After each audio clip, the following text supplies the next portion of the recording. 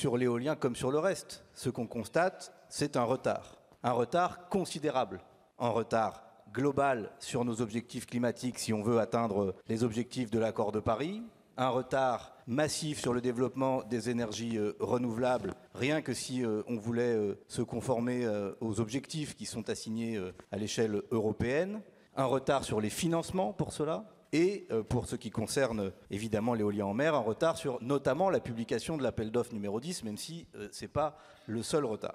Retard qui veut dire donc qu'on ne fait pas la décarbonation, qu'on ne fait pas la sobriété qui est nécessaire, qu'on ne fait pas l'électrification massive dont nous avons besoin, parce que je fais partie de ceux qui pensent que le problème de la France n'est pas de produire trop d'électricité, mais de ne pas en utiliser assez à la place des énergies fossiles. Et ce qu'on voit, c'est que ce retard et cette inaction, ils ne tombent pas du ciel. Nous, on a défendu dans la loi APER, il y a maintenant près de 3 ans, le fait qu'il y ait des objectifs chiffrés pour les énergies renouvelables. Ça nous a été refusé par le gouvernement de l'époque.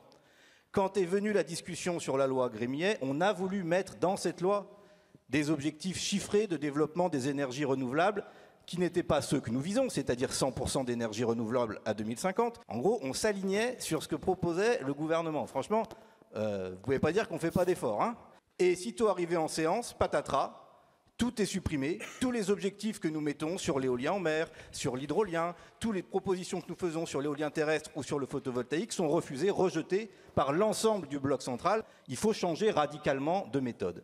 Et c'est la raison pour laquelle, avec mes collègues du groupe La France Insoumise, mais aussi les collègues de Loire-Atlantique qui sont à côté de moi, Julie Lernoux et Karim Benbrahim, j'ai déposé une proposition de loi en juillet pour permettre le lancement de l'appel d'offres numéro 10, même s'il n'y a pas de loi Grémillet, et même si le décret de la PPE n'est pas pris pour la nouvelle PPE. En gros, on autorise à dépasser les objectifs qui sont dans la PPE en vigueur, y compris si c'est toujours la PPE 2 qui s'applique.